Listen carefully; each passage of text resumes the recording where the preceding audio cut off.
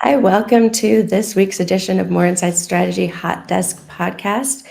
I'm Melody Brew, and I am joined, as usual, by Robert Kramer, VP and Principal Analyst of ERP and Enterprise Data. And today we have a special guest with us. We have Jason Anderson, who is new to the firm. Jason is covering application platforms, DevOps, and operating systems. Hi, Jason. How are you? I'm doing great. Thanks for having me here today. So excited. Well, I've done other podcasts with more, but it was on the other side. So it's fun to be on this side of it. Well, we're happy to have you. And so just on this show, we always talk about just kind of the tools, trends, and trajectories, and everything from people and marketing technologies to enterprise apps, ERP, CRM, and the glue that holds it all together, which is data. And then, of course, today we're going to be talking a lot about DevOps and all of the things that Jason will be covering, actually has already started covering, and we'll talk about that. So last week, the three of us tag teamed on a research note about Amazon Q. Since you kind of kicked it off for us, Jason, in terms of the coverage, why don't you kick off and kind of explain what that is and what's meaningful about it? Yeah, I think Amazon Q is what you're starting to see become a little bit of a micro trend in this whole business of AI worker enablement, if you will, right?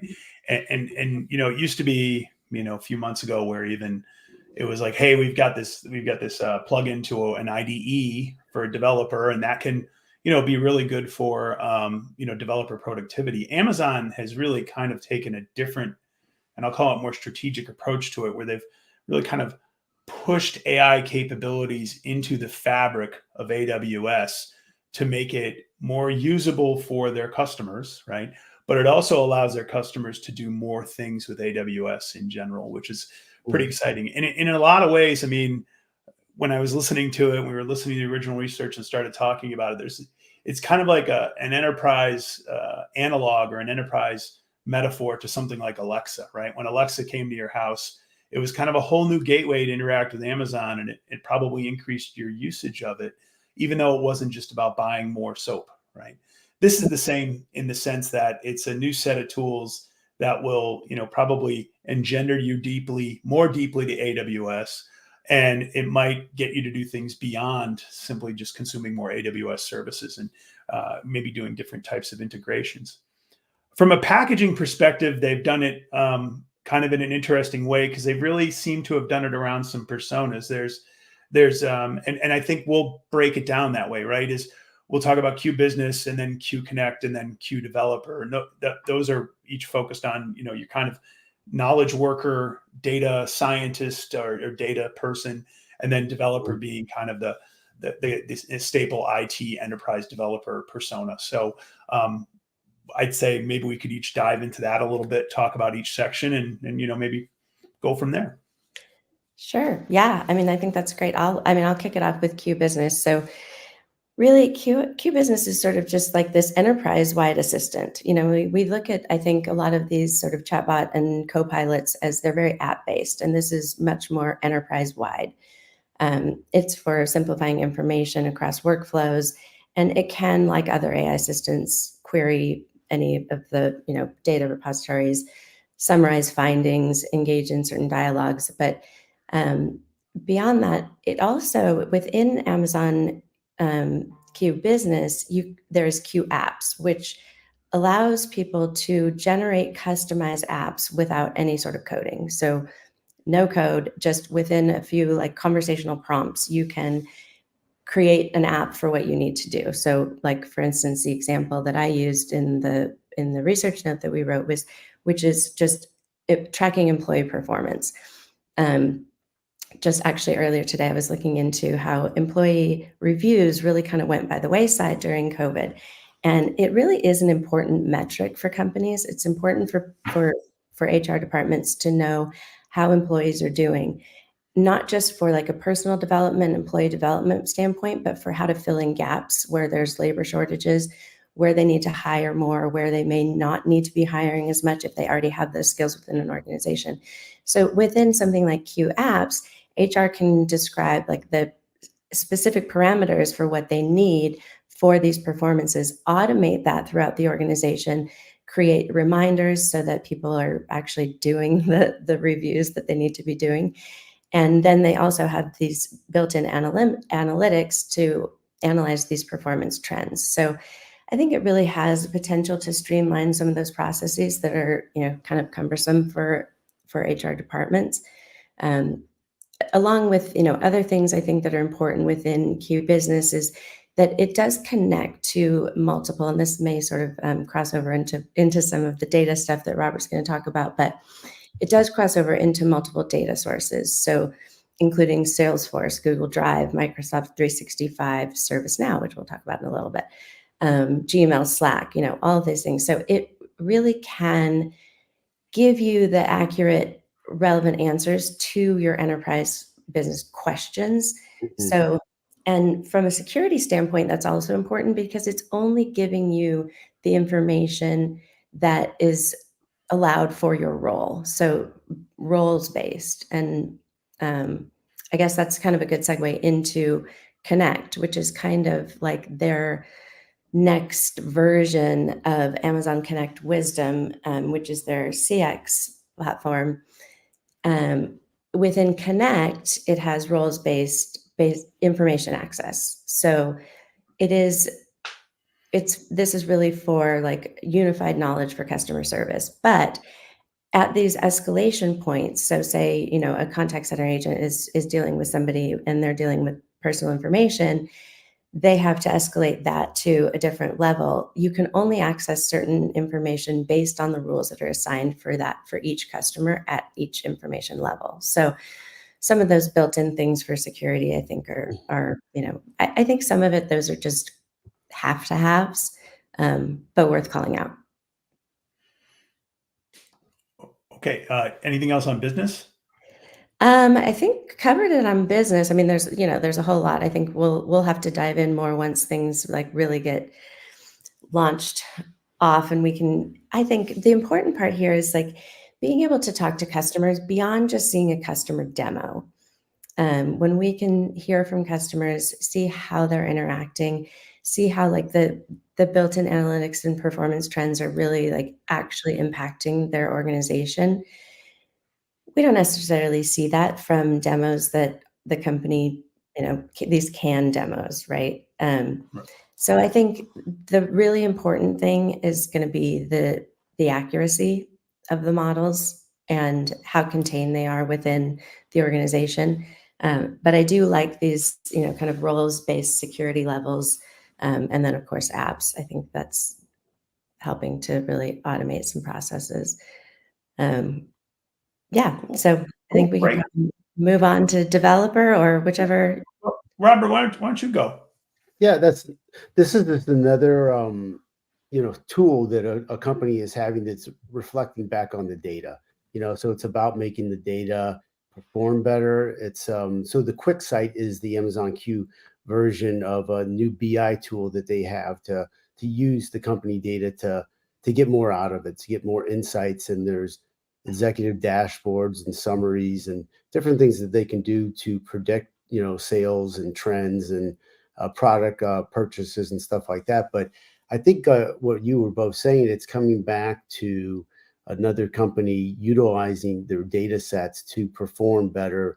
And we can kind of get into this when we go further with a ServiceNow, but there goes back to how quality is your data and where does the data sit and what's the access look like and what is your structure put in from a not necessarily how it's set up, but your change management structure to utilize that data. So is this actually is an application that simplifies your technology stack, I think, versus expands it because you utilize existing data. But at the same time, I'm a little, the jury's out on the practicality of it working successfully based upon that data. But what I've seen is very sharp looking, but it also extends into the supply chain area where it's analyzing the data that you have to improve your supply chain management from a standpoint of, accelerating issues that you might have from a weather condition, product delivery, shipping, things of that nature. It's really helping from that perspective. That's not out yet. It's the next generation of this queue that's coming out. The ones that are out right now we're talking about, but it's really interesting. Cool. But the developer standpoint, what's your thoughts on that? Yeah, the developer thing I think is fairly powerful. I mean, they started out with a product called Code Whisperer, which was out. It's been out about a year now, I think, and now they've moved it forward and moved on to Q Developer. And the idea of an agent that helps you kind of write and debug code is becoming a lot more commonplace. A lot of people have it, but they've done a couple really unique things that are fairly specialized and probably could lead to a better experience, especially if you're already used to working in Amazon's AWS environment, right? So the first one that sticks out with me is the planning, right? Where you start to say, hey, I want to build I want to build a mobile application that does these three things. It can come back to you and say, okay, well, in order to do that, you ultimately need to use these services from Amazon. These are ones that you're entitled to. These are ones you're not. Do you want to sign up for new services, take them on? Maybe it's a database or some sort of set of instances or so. So it actually helps you plan out not just the actual coding exercise like a lot of these do, but it actually also begins to help you plan out the required infrastructure. So to me, it feels a little bit more like they call it Q Developer, but maybe they should have called it Q DevOps, right? Because it does really have a lot, especially if you're operating your apps in that environment, it does have a lot of hooks into the services in terms of capacity planning and in terms of what you're going to need and or what you're going to consume, right? Which I think are pretty big deals because a lot of people set off to build an app in Amazon. They don't always understand the long-term ramifications of its scaling, right? So I think that's a pretty cool thing. The other thing that came up is that Amazon itself has always been a big proponent of Java, and they have done some things in terms of optimizing the experience around Java. So they're making it easier to do Java upgrades, and they also focused in on a lot of the more mundane tasks a developer deals with. So not only is it the ops functionality, but this stuff about the stuff developers, high value developers don't value this portion of their day, and they certainly don't want to spend as much time on it. So the idea of being able to do Java upgrades very easily with a lot less effort. By the way, that's something also that Oracle literally yesterday announced an intention to do. Oracle's announced an intention to deliver a similar set of functionality, really an optimized AI Java assistant.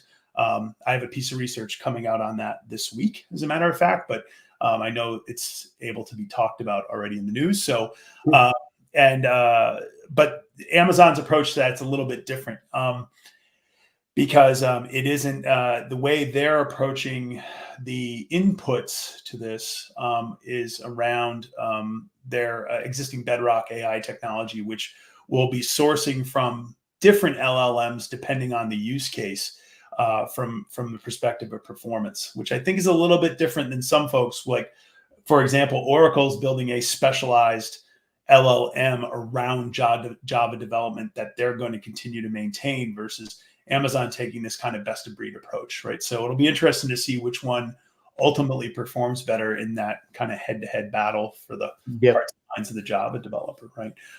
The other thing that sticks out beyond the Bedrock infrastructure is also how Amazon's kind of approaching just the overall nature of deployment, delivery, and kind of tying it into their CI/CD system. So I'm kind of anxious to see how that all turns out in terms of deployment, testing, and how it kind of goes beyond what I'll call team-based development. Right? It's how are you going to is there a smart workflow that ultimately will know that you're responsible for this part of the app, but maybe somebody else is responsible for another. When you start to build big apps, right, how is that kind of team interaction going to happen that you see in a tool set like GitHub or Jira or something like that? So I'm kind of anxious to see how it scales out to a team-based approach, right? And I think that also ties into workflows and how teams are going to work together. Also ties into a little bit what we'll talk about ServiceNow in a few minutes.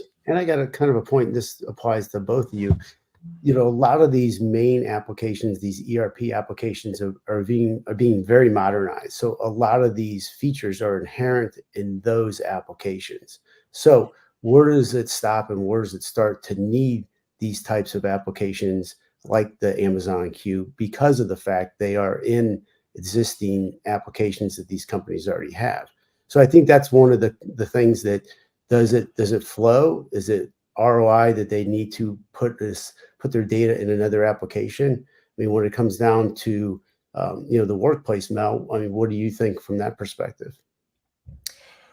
Meaning, does it flow? What? Yeah, are they already in the applications that you already are covering, or is it needed to put on an application like an Amazon Q for the features that it has within it? For example, I think like QuickSight has these business intelligence capabilities, and then they have the supply chain capabilities, but a lot of cases, the supply chain management applications already do these features that they have. And the business intelligence, things like SAP, they have these dashboards, these executive summaries, and then they have the AI assistant. So how far do you need to go to actually reach to need Amazon Q? I guess that's my point. Right. I mean, so I think this kind of brings up an interesting thing that I heard a while back, which is if you have one AI, do you need another? And do you need this AI? And do you need this AI? It's like, how much AI do you need?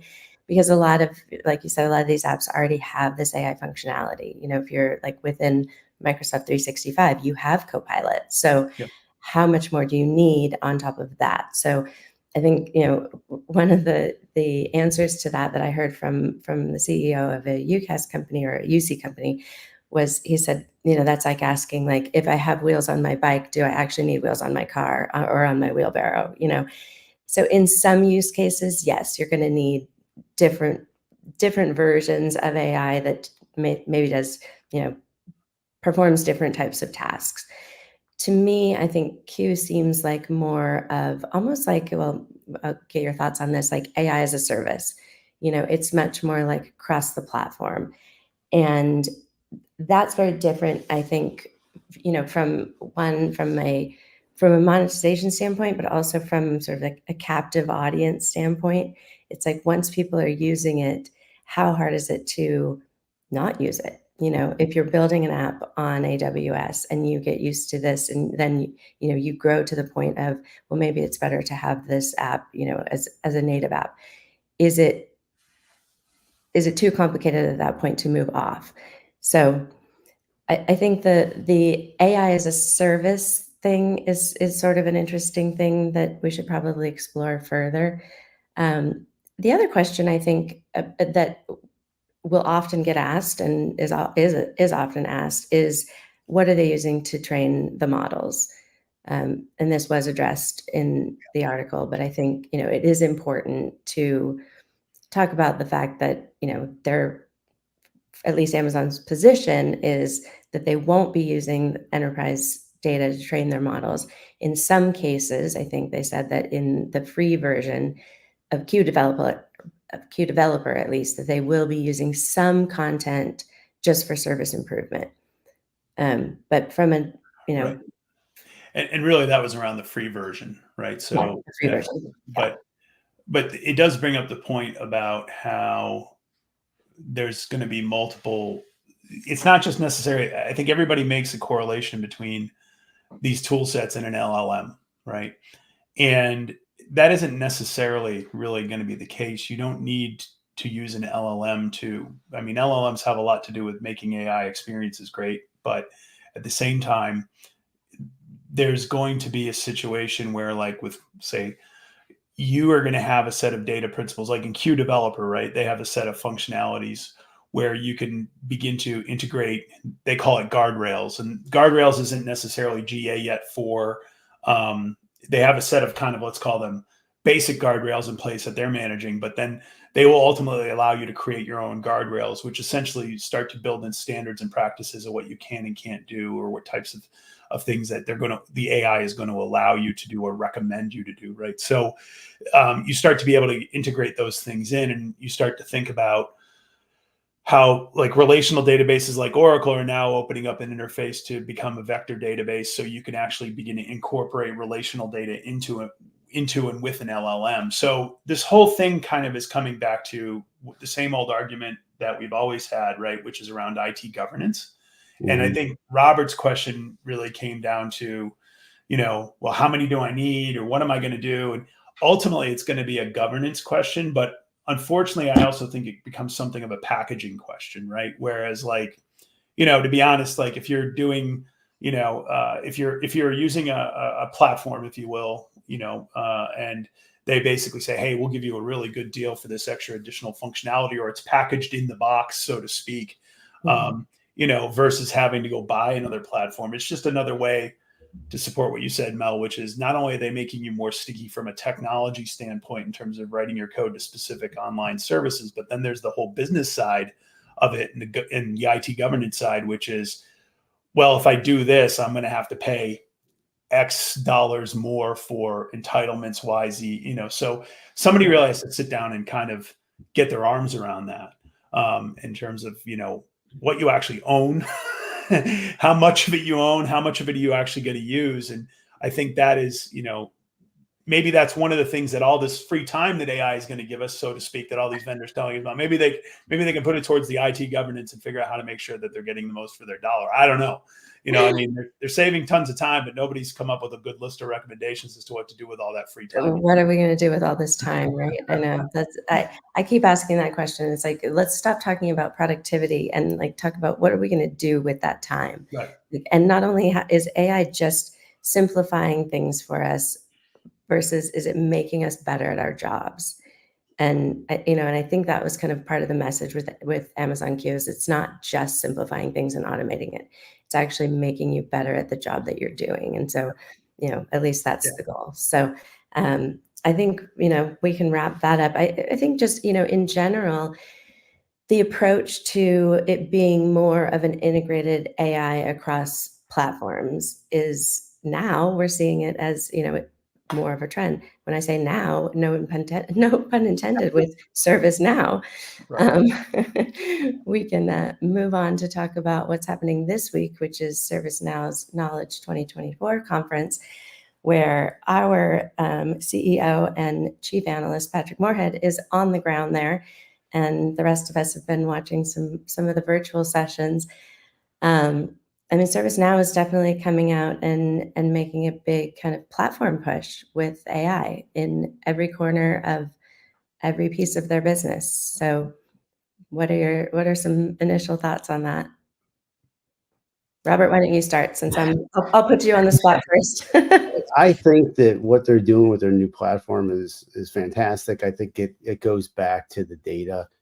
But I think that like what you all been saying before we got on this call, that it's embedded, the AI throughout the whole platform, and it gives the chance for the end-to-end companies to really utilize it fully, from all the things that they need to do to streamline their businesses. But it will come back, I think, again to the data. But I think one of the things that is super important that we haven't really talked about a lot, I kind of mentioned this before, is the change management process, having a team in place that can actually implement these things, because they make it look so easy. And I don't think it's easy. I think it's more complicated. And I think we're going to see that the delivery of these new platforms to get them to work the way that they're intended is a little bit more challenging. Yeah, that's interesting. Just today, Microsoft came out with their most recent work trend index. And one of the really big points about AI adoption is that change management and how that starts really from the top and the culture of change within an organization, adopting AI, the feelings even around AI, whether people fear it, whether they're embracing it, how leadership communicates that within the organization is really important in how organizations are willing to adopt AI. And we saw from one of the keynotes today, JP Morgan Chase is one of their big customers who just went like all in, and they're like, we're going to, rip and replace, what did they say, 60 various systems. And, that sounds like a massive lift, but their, head of global people, I don't know exactly what her title was. They onboard 80,000 people a year. That's 400 a Wow. day. And they feel like this had, integrating all of these various systems has helped them to simplify that in a way that it doesn't seem, I mean, I can't imagine 80,000 people a year, um, and having that work, I mean, but, here she is up on stage saying, this is for her, it has just completely simplified their entire department globally. And I think, another really big, um, validation point for them was Jensen from NVIDIA went up on stage, and I'm going to actually quote him, well, paraphrase. He said, ServiceNow is the first enterprise software company that started working on full stack generative AI platform. And then, he followed that up by saying that NVIDIA has been pivoting in the same direction for some time. So the fact that they both saw that vision, they're partnering together to make that a reality. So, that's pretty big validation for them. But as we've discussed, off pod, I think it's worth discussing. They can be good at a lot of things. They're really good at a lot of things. They have a 99.9 something what percent retention rate with their subscriptions. People who are on the ServiceNow platform stay. They're happy there, but can they be good enough at all things? And is being really good at those things, is it even good enough to entice somebody to come off of SAP or something else where it is a massive lift? So at what point is enough to make a switch for a massive enterprise like JP Morgan Chase? That's kind of where Yeah, I think it I falls. think that I think what they've done this week is they've taken that first step, and that first step is to kind of present what I'll call something really bold and visionary, and I think they've done that really well. And what also was very nice about it was, despite the fact that it was bold and visionary, they were also able to show up and say, here's customer number one who's already deployed this technology, and here's how they're using it, which was a customer service outsourcing company in France, right? Which was really impressive. And then they were also able to highlight a number of things that they've done, internally. And then they were able to do some very tight, very cool demos, which I think everybody hopefully in the room recognizes that, well, easier said than done in the real world, right? I think that's a given. But when you have somebody showing up, I think just the notion of overcoming those fears and or trepidations that business people have about AI, not IT people, when you show something like, a developer chatbot and all that's puking out code that makes no sense to anybody but a developer, well, Right. then somebody goes, I don't know, this doesn't help me understand what this is. But when you see something like typing into Teams, like they showed today with Microsoft, hey, Yes. I need a new laptop. And it goes, well, answer these 3 questions and click this button. And all of a sudden the laptop's going to show up at your house in a week. That's, anybody who's gone through that type of process, a procurement process inside a business, or even putting in a help desk ticket with their IT, ServiceNow has shown you that they can make that process, very seamless, integrated, and easy. So, but to your point, um, all they've proven so far is that they can actually do what they do very well a lot better. And now the question is that enough to get somebody to reconsider a lot of big strategic decisions, or, or is their integration tool set good enough? I don't think anybody's going to rip out an ERP for ServiceNow, right? Because they're different animals, right? I think, Robbie, you can talk that out all day long, but if there's a good enough integration pipeline between the two, then you start, well, maybe you could do more, right? It's a good question for everybody to ask. Yeah. Yeah.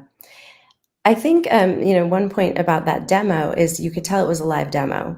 And you can tell, I watch these things very closely because I think it's important when you actually see a live demo, not a canned demo that they're trying to make look live. But there were a couple of typos in the prompts. But that's actually a really good thing. I think that it shows, one, that it's live. It also shows that the AI can handle the typo. It doesn't actually have to, you don't have to say exactly what you mean. You don't have to be exact spell right. I mean, there's all kinds of variations that can happen that can go wrong in those situations. So, I mean, Adobe does live demos like that, and they're always like, hey, we're taking our chances here, but we want you to see how this is actually works in the real world. And I appreciate that. I really like that. But all right, well, we are really coming up on our time here. So unless anybody has anything else to add, let's talk about what we have coming up. I am on the road starting Monday. I go to Denver for Avaya Engage, which is their big user conference. I enjoy customer conversations. I have a couple of meetings set up with customers, so that'll be a good one. Then I am off to New York for Zoom Perspectives. Also, we'll have some customer conversations there. And from there, I go to LA for Canva. So I will be on the road for quite some time. Don't know if I even come home in between some of those. So, but those are 3 really good events that I'm looking forward to. And also, we have together some research we're working on that will be coming out. So, what do you guys have coming up? Robert, you want to go? Sure. So I'm going to actually be doing some virtual meetings this rest of this month just because of some family stuff going on. But Blue Yonder is next week, which is an SCM application, one of the leaders in that space. And that's actually in Dallas, but I'll be doing it virtual, then doing Microsoft Build, which is an analyst day, and then Informatica World. That's an integration software application, which is one of those middlewares that I've been talking about. And then after that, the rest of this month, then I'll be headed live to in person for SAP and then Zoho. But we have a baby due on the 18th of May, so I'm going to sit tight for the rest of the month. So hopefully I can catch up on my sleep and be fresh when I see you at Zoho and Austin, Mel. Good luck with that. But Yeah. what about you, Jason? I guess still kind of drink from the fire hose a little bit, getting up to speed. It's only, I think this is the beginning of week 3. So there's that.